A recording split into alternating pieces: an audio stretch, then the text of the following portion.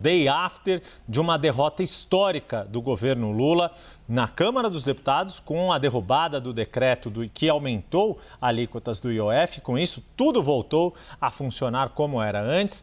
Derrota na Câmara, que foi repetida no Senado, só que lá em votação simbólica. Nem sequer foi necessário fazer a votação nominal, tamanho o consenso que havia nas duas casas de que era preciso dar este recado ao Palácio do Planalto.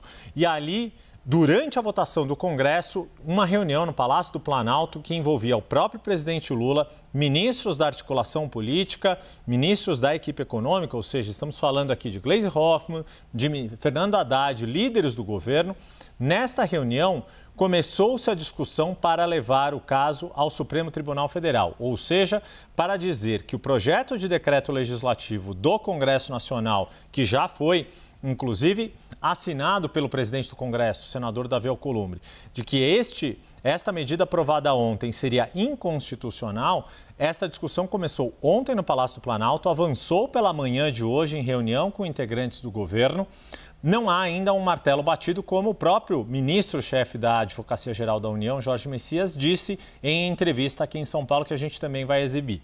A grande questão é que, de qualquer modo, mesmo sem o governo ter tomado essa decisão, o Congresso já passou seus recados de que isso pioraria o clima entre executivo e legislativo. Muita gente acha que isso é só porque os congressistas estão reclamando de atraso nas emendas. Isso é um só dos fatores.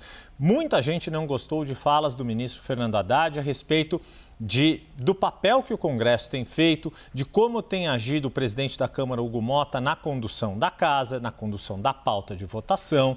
Num jantar que houve aqui em São Paulo, Fernando Haddad disse com certo saudosismo que, olha, Arthur Lira, quando presidente da Câmara, deixou a agenda econômica de fora das disputas políticas, e isso não estaria acontecendo no caso de Hugo Motta.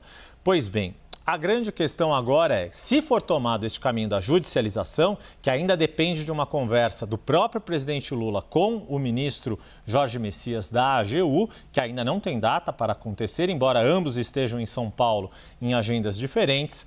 Se isso acontecer, não só piora a relação do Congresso com o governo atual, como pode colocar em xeque a própria tramitação da MP fiscal, medida provisória 1303. Terça-feira, a gente entrevistou, inclusive, o deputado que está alinhado para ser o relator desta proposta, que é o deputado Carlos Zaratini, do PT de São Paulo. E no fim da entrevista, inclusive, perguntei a ele a esse respeito. E se o decreto do IOF cair, como é que fica a missão para fazer andar a MP?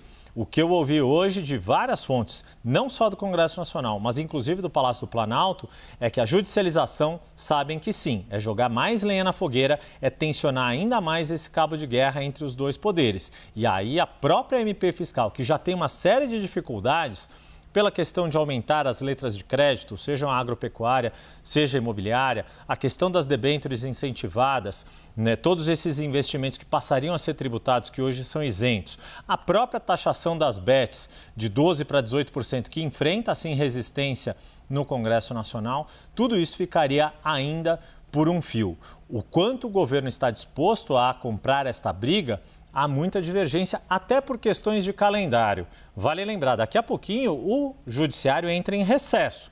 Fica assim um ministro como plantonista, seja o presidente, o Luiz Roberto Barroso, seja o vice-presidente do Supremo Tribunal Federal, sempre há um ministro de plantão para questões urgentes que possam exigir uma liminar da parte do judiciário.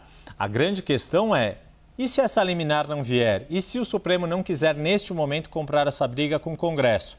O ônus recairia mais uma vez sobre o governo, sem a garantia de quando seria solucionada esta questão do decreto do IOF. Ou seja, a equação, senhoras e senhores, tem muitas variáveis e quase todas estão jogando contra o Palácio do Planalto neste momento.